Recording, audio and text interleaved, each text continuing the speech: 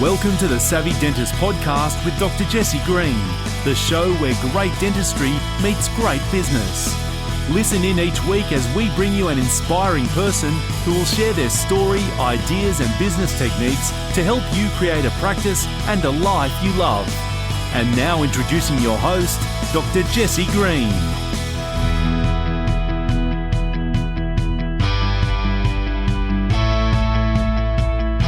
Hi everyone, welcome back to the Savvy Dentist podcast, the show where great dentistry meets great business. Today, I'm super excited to be having a conversation about creating a practice that is not only profitable, but one that is really about creating purpose and fulfillment and having an impact in the world in which we live. My guest today is Scott Andersen, and he runs a practice along with his wife in America called Artisan Dental in Madison in Wisconsin. And their particular practice is a certified B Corporation. And what that means is they've moved their primary goals from being all about shareholders to being about stakeholders. So that includes the patients, the team, the community, and even the planet. And it's about making sure that they're operating in a commercially successful way, but in an economically and environmentally sustainable way as well. And the impact of that for them has been not only about improving their business, but also improving the fulfillment of the team, the retention of the team, the productivity, of course, enhancing their own professional and personal satisfaction as they go. It's a really interesting and fascinating conversation, and I think this is going to be a trend in the future. I think that there is a growing movement around conscious capitalism, and Scott's so generous in the way he shares some of the things that he's encountered, some of the things he's learned as they've gone on their own journey to create, as I said, a practice that is not only profitable, but one that is done with a specific intent and a very strong purpose. So it's going to be a fascinating interview, and as always, you're going to want to have a pen and paper handy. Now, as a community service announcement, some of you have encountered the Savvy Dentist Academy, which is our new product. We're super excited about it. It's a resource for practices to take their business to the next level. It's full of resources, regular trainings, and other things such as that. I'd really encourage you to check it out. If it serves you, it's there for you. And you can find out more about that by visiting savvydentistacademy.com. And I hope that's a resource that's going to be useful for you. But for now, let's get on to our conversation with Scott Andersen. I hope you enjoy this podcast as much as I enjoyed talking to Scott. Here he is. Bye now. Scott Andersen, welcome to the Savvy Dentist podcast. How are you today, my friend? I'm doing well, Jesse. Thank you very much for having us on the podcast. We're really delighted to be here. Oh, I'm delighted to have you here. And we've been talking a little bit off air about all the work that you've been doing over there in Wisconsin, and your role in your practice is the Director of Stakeholder Stewardship, which sounds like a fascinating job title, and I'm curious to dive into that. So before I ask you a bit about your backstory, which we will indeed get to, I'm curious to ask if you could just define your role for the audience, because this is going to be the segue into what I think is going to be not just an interesting conversation, but a really important conversation. So I'm wondering if we can just start by defining what you do for your practice. Sure. In my role, my primary function is to ensure that as a practice, we're serving all of the 5 stakeholder groups that are part of our mission to serve. And in our practice, we think of 5 big stakeholder groups. We think of our patients, our team members, secondly. Thirdly, our suppliers and contractors, or partners, as we like to think of them. Then the 4th stakeholder group would be the community, both locally and globally. And then lastly, the 5th group would be the planet as a whole, or the biosphere. Wow. So my role is to really ensure that on an ongoing basis, we're creating value for each of those different stakeholder groups and really holding our mission, vision, and values central in all of our decision making on a daily basis. So can you give me an example of what that looks like? Because, that's a very bold, ambitious task. It's compelling, but it's a very big picture. And I'm just wondering, on a day-to-day basis, what does that involve? Right.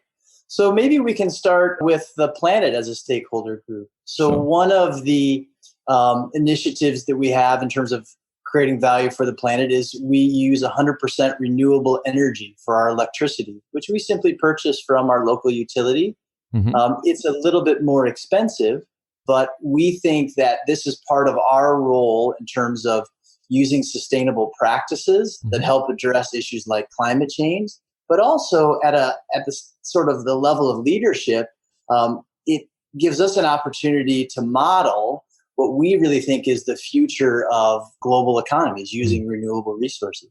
Yeah, I love that. So let's just rewind the clock a little bit, because this is probably going to be important for us to understand your journey, how you got to this point. What was your backstory and how did you come to be involved in becoming a B corporation and other things like that, which we'll dive into in a moment. But I'm just wondering, what's the life and times of Scott Andersen been like that got you to this point? Yeah. Well, I was fortunate. My undergraduate degree was an interdisciplinary degree. Mm-hmm. So that really inclined my whole worldview to see how different systems interact. And I took some courses regarding global challenges generally. And so it's always been an interest of mine to, in whatever endeavor I'm engaged in, whether it's a for-profit enterprise or in the community, try to think about ways that I can help contribute to solving some of these global problems, and actually also live a life that's really generative, where I'm being a creative force for positive change. And so when my wife and I opened this practice more than 5 years ago, we not only wanted to provide exceptional quality oral health care, but we also wanted to have a positive impact on those different stakeholder groups. So that's a little bit of the backstory. Yeah, that's a fantastic backstory. And I think there's going to be some real gems out of this, because clearly, as I said a moment ago, that's a big, hairy, audacious goal, to quote Jim Collins. And of course, it translates into small actions on a day-to-day basis, which again is going to be really key to unpack and discover. But for those people listening, I've already thrown in a little bit of jargon already, which is B Corporation. So I know you guys are a certified B Corporation. Could you just take a moment to explain what the B Corporation movement is and really where that fits under the umbrella of conscious capitalism? Mm-hmm. So the B Corporation certification is a certification that for-profit entities can pursue that essentially measures their impact across different stakeholder groups. Mm-hmm. And it's a certification for the organization, again, as a whole, different from product-specific certifications that listeners may be familiar with, such as organic produce or fair trade coffee. So this is really a way that a company can demonstrate to its constituencies that it is in fact having a beneficial impact socially, environmentally, economically. And it gives, I think, a high level of credibility because it's conferred by a nonprofit called B Lab, at least in the States, and then B Lab has affiliates all around the world. So when for example, patients are considering your practice, they're certainly going to look at the credentials of the providers, the quality of the patient experience. But if it's a really competitive marketplace, this could be a differentiator and could really tip a patient who aligns with those values, that type of mission, to your practice as a new patient initially. But the research and our own experience really suggests it really also fosters long-term loyalty, which is a subject I know that you have written about in terms of your book, Retention. Thank you. Loyalty and retention are really important. And I do really love the fact that you're thinking quite large on a big scale, because sometimes when you hear about these sorts of things, whether it's in the media or in the business press or whatever, we sometimes think that there's these big problems out there that we as individuals can't do much to solve. We're just doing our thing, dental practice, and we can't really make a difference. But what I really love that you guys have done is gone, hang on, we can all positively contribute. We can really make a positive impact on our stakeholders. And you've outlined those particular groups of stakeholders. But it's really interesting as well that big business seems to be catching on to this as well. And we were talking a moment ago that the Unilever CEO, I think his name is Paul Polman, came out a couple of months ago and was talking about a sustainable business, and it's no longer good enough to be focused just on shareholder value. We've got to be adding sustainability into the mix. And you mentioned to me off air about, is it the JP Morgan CEO as well? So can you take us through some of the trends that you see evolving more broadly? Because it feels to me like there is a movement of conscious capitalism. There is a movement that people care beyond the bottom line. And I'm curious to understand that. Yeah, it's a great question. And to kind of build off of what you're discussing, recently in the States, there was a group called the Business Roundtable, which is made up of the CEOs of the largest corporations in America. So this would include companies like Apple or Coca-Cola or Nike. And they came out in the press several weeks ago and said that their thoughts regarding the purpose of a business have evolved from more of a focus on just maximizing shareholder value, as articulated in a statement that they published in 1995, to today, they're shifting towards this stakeholder orientation that we're talking about. And I think this is really emblematic of a larger shift that's happening, to your example, Unilever is a European multinational. It's really happening across the globe. And I think, as we discussed off air, it's part of a larger process where people are reimagining what is a meaningful, what is a successful, and what is a fully lived life. Interestingly, and again, we're discussing this off air, I recently had the good fortune to head to my 25-year dental reunion. And it was lovely to catch up with all the gang from 25 years ago, and everyone's in good health and in good form. But I had a couple of people come up to me during the course of the evening and indicate a degree of, is this all there is kind of routine? Is this my life for the next 25 years as well? And I don't mean that at all to be critical or disparaging in any way at all, because they've all had very rich and full lives, but they're looking for something more, going beyond the dentistry, going beyond the daily clinical practice. And what I'm hearing you say is that this particular model that you've adopted in your practice ticks other boxes around fulfillment, personal satisfaction, making sure that the patients are engaged in the process as well. So can you tell me what's been your experience? Were you always a big corporation from the outset, or was it something you did after you started? Yeah, that's a great question. We started initially being largely influenced by the philosophical framework of the Conscious Capitalism movement. And I can maybe just touch on their 4 basic tenets. Please. And then share that we really saw B Corporation certification as a way for us to validate and demonstrate to our stakeholders that we were bringing our mission, vision, and values to life. So that's kind of how we saw the certification. In terms of those 4 tenets of conscious capitalism, the first, and really I think the engine of the For Good movement, is that an organization can have a higher purpose. And hopefully that higher purpose is something that has a transcendent quality to it, that really calls us to serve something beyond our own individual interests, and that can be kind of perpetually served. The second tenet is this multi-stakeholder orientation we've talked about. The third tenet is conscious leadership. And this includes qualities like emotional intelligence, systems level intelligence, spiritual intelligence. And then the last tenet is a conscious culture, where you're really creating a meaningful, enriching workplace where you're, on the high side, an organization is fostering professional and personal growth in the workplace. Okay. So let's unpack those a little bit further. Can you talk a little bit about that conscious culture for a moment? Because I think that's really important, because again, we hear the word culture, and oftentimes practices have a culture that develops unconsciously. So I'm wondering if you can articulate and dive into in a bit more detail about conscious culture for a moment. Right. So for us in practice at Artisan Dental, we really feel like it's made up of us being very aware of what is our mission, and are we serving that on a day-to-day, moment-to-moment basis. And our mission is to optimize the health and happiness of those 5 stakeholder groups using sustainable business practices. Yeah. So that's kind of like a North Star for us. Yeah. Are we embodying our vision? And then are we using our core values to bring that to life? And our core values include things like love, wisdom, compassion, empathy, fun, creativity, collaboration. And we've observed that when we're really expressing those fully, that some of the more counterproductive tendencies that we can have, they just kind of naturally dissolve. And drama doesn't seem to crop up as much. That isn't to say that it doesn't crop up, but I think when our focus is on sort of higher aspirations, those other things just naturally minimize. Yes, I really like that, mate, because again, you've articulated very clearly a bit of a process here. You've obviously clearly defined your core values, and you're obviously very clear about that. You're able to talk about those, I imagine, probably for days.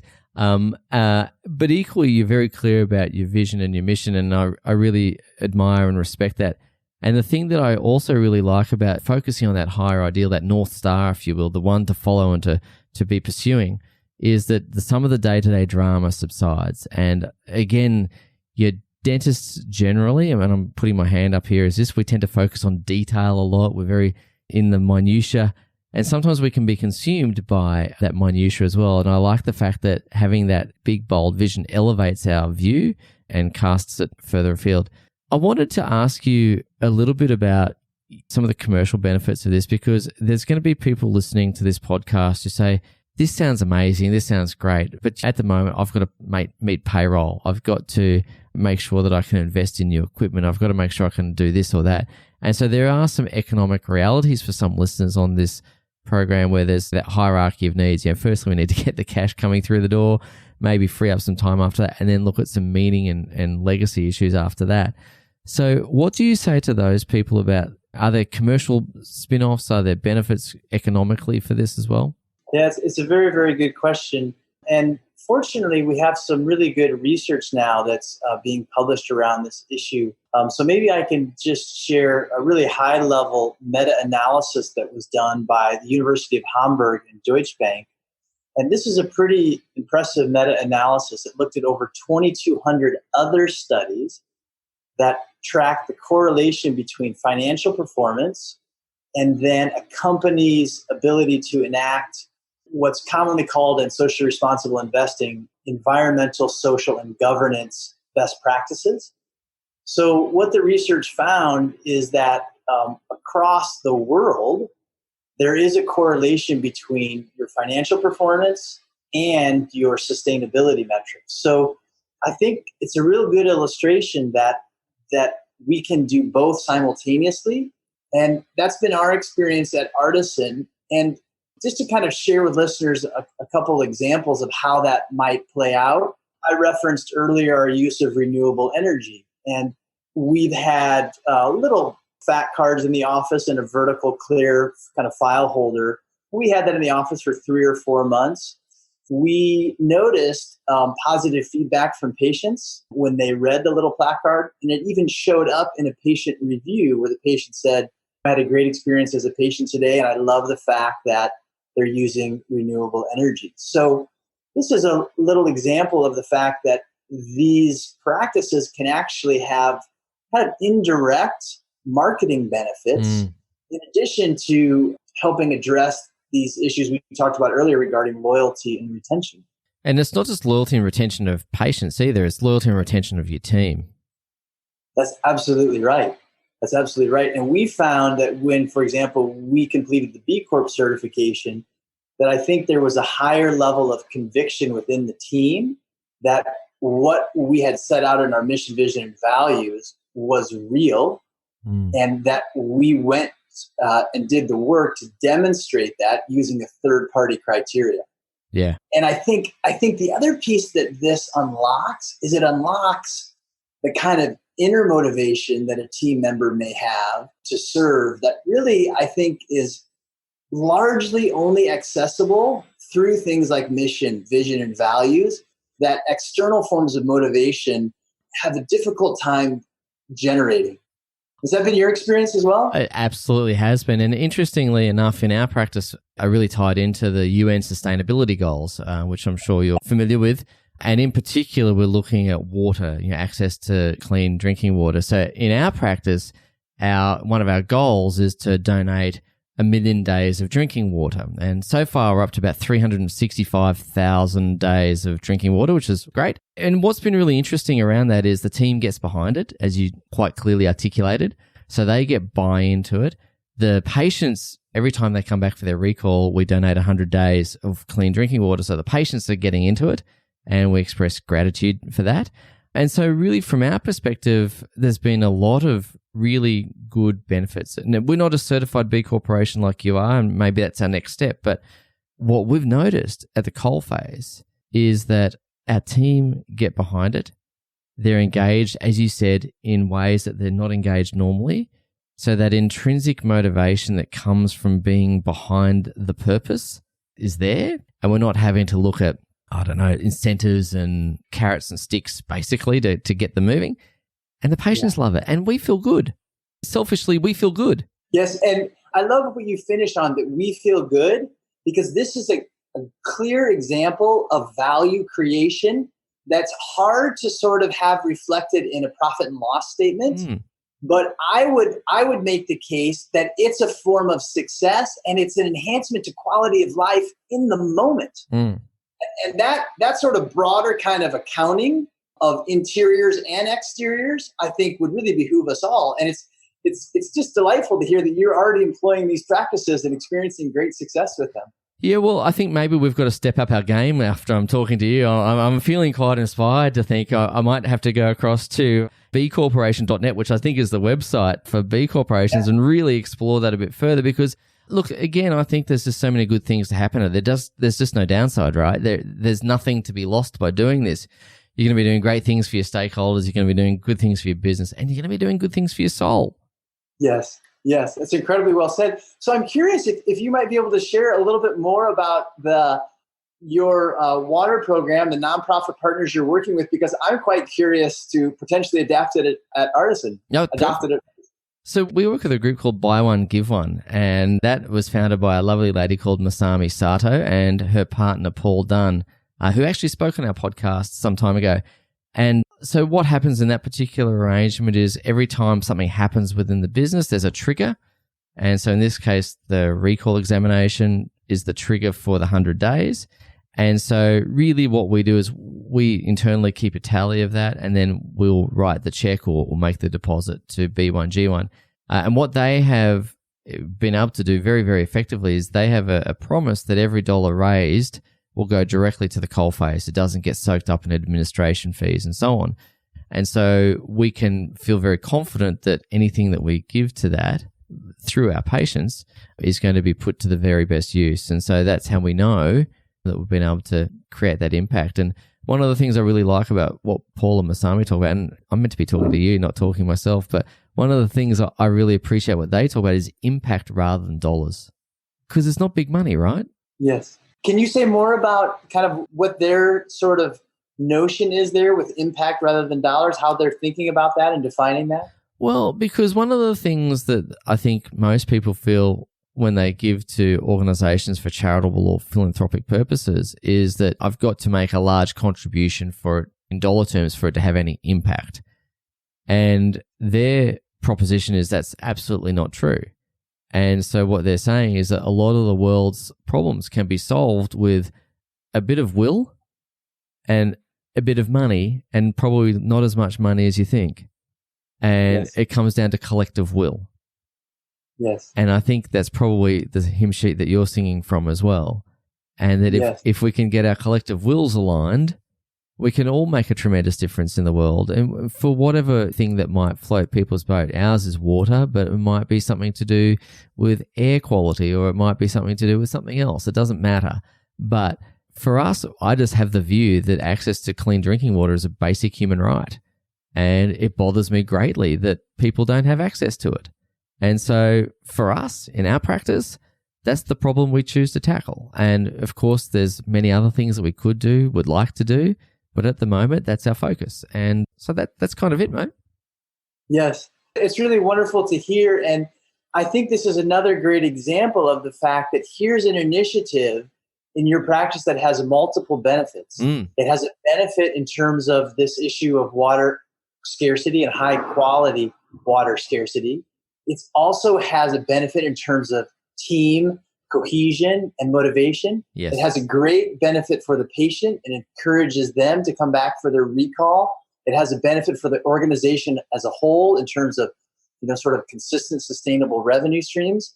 So with this kind of creative idea and a more kind of systems-based view, you have this tremendously generative project right within your practice. Yeah. And I think that's also really the opportunity here, is that when we start to think in terms of multiple stakeholders, the possibilities are really endless. Yeah. And look, you guys are inspiring me. I think we're going to have to up our game because you guys are doing more again. And I really admire and respect that. So There's going to be some people listening to this podcast who think, I want to turn my practice into a force for good. I want to have business for good, right?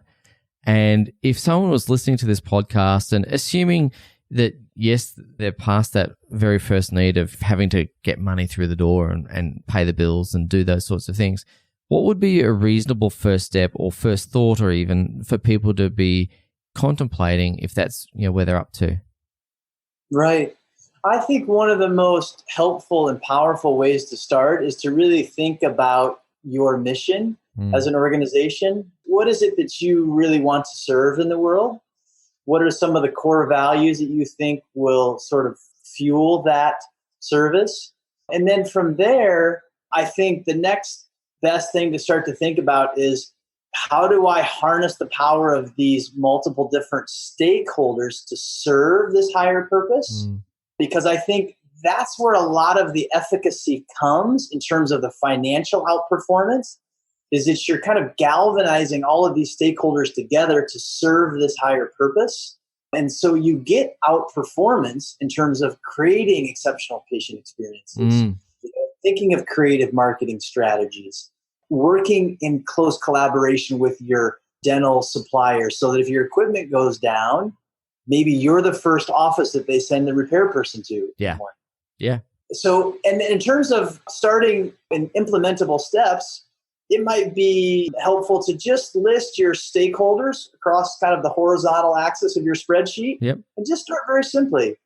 Just pick one initiative, like your water initiative, and that could go under the community and the planet categories. So you've already got two covered there. And, as we've talked, it actually really extends across almost really all of your stakeholders. Yeah. Maybe for a practice that's starting off, something like that would be that initiative for just this 1 year. Yeah, I think that's really practical. I like that idea because, again, we're not trying to solve every world problem all at once. We're just trying to make an impact across those various stakeholders, right? And and again, if we all do it collectively, amazing things happen. That's really true. I'm really appreciative of your emphasis on this collective action, because my wife and I often reflect that so many of these challenging issues around the globe could be addressed almost simultaneously if every business, every nonprofit, every governmental organization did these small implementable steps. I think we could really move the needle in a significant way. Yeah. So, Scott, I really appreciate you taking the time to come and talk to us today, and it's been incredibly insightful, and I love the fact that the steps you've taken are practical and tangible. I wanted just to ask you a little bit about your practice in and of itself, because you've got a fantastic practice in the States. It's gone and searched online, and I've read the reviews, and obviously you're doing a lot of things very well. How much of your success do you think you can attribute to your participation as a B Corporation? I think the B Corporation was a validation of many of the practices that were already underway that really tie back to all of the themes that we have touched on. And I think if I were to single out one thing that's been the fuel to our success, it's really focusing on an exceptional patient experience. Awesome. So in your journey so far, I'm sure there's been lots of little surprises, lots of pleasant delights along the way. What's been the most interesting thing you've experienced by embarking on this journey? Yeah, I think what's been most heartening for me has been the feedback from both our team members and from our patients regarding doing business in a different way. Yeah, love that. Yeah. In a way that I think we all kind of intuitively know is possible. And I think that we've all been very heartened that we've been able to co-create it together. It's the magic of small business doing big things, really, isn't it? That's well said. Yeah. Scott, I want to say thank you so much for your time today. You've been incredibly generous with your knowledge, your insights, and your inspiration. If people, again, want to find some more resources around this, we've spoken about bcorporation.net. Where else would you suggest they head to find out more about what they could do in their own practice to make the world a better place? Yeah, it's a great question. And I want to also thank you for the opportunity to be on the podcast. And I really appreciate also all the work that you're doing in the world to really move the collective ball forward. And in terms of your question, the other resource I would offer would be consciouscapitalism.org is an excellent resource for people to consider. And if you're interested in kind of learning more about the background, there's a great book called Conscious Capitalism that folks could check out. There's another book that has more personal anecdotes in it called Firms of Endearment. That's a little play on the old terms of endearment. Wonderful title. Love it. Yeah. So those are a few resources for folks. And do you speak around the place at all, Scott? Do you get out and talk about this in other forums? Just starting to do more of that. I was really delighted that the first ever global conference on sustainability in dentistry was held last summer in Iceland, and was able to participate in that, and just starting to talk a little bit more in, for example, the American Student Dental Association's meetings and other venues. So if people want to follow your work particularly, where would they best find you? Yeah, they could find me on LinkedIn. That would be a good resource. And they're also invited to follow Artisan Dental on all of the socials and our website as well. Thank you. So it's artisandentalmadison.com, correct? Correct. Right. Once again, Scott, I want to say thank you from all of us here at the Savvy Dentist Podcast, because this is a really interesting show. This is, I think, an important message, because not only does it mean that the world's going to be a better place, but I think it's going to add value to the patients. It's going to add value to the team, all the other stakeholders. And on top of that, it really increases personal fulfillment and satisfaction. And for all of us, that's a life well lived. And I really want to thank you for sharing your thoughts, ideas, and inspiration today. Yeah, you're welcome. Thank you as well. All the best. You too. Cheers. Cheers. Thank you for listening to the Savvy Dentist Podcast with Dr. Jesse Green. For more free tools and resources, join the free Facebook group. Visit drjessegreen.com/Facebook. And for more episodes, visit drjessegreen.com/savvydentist.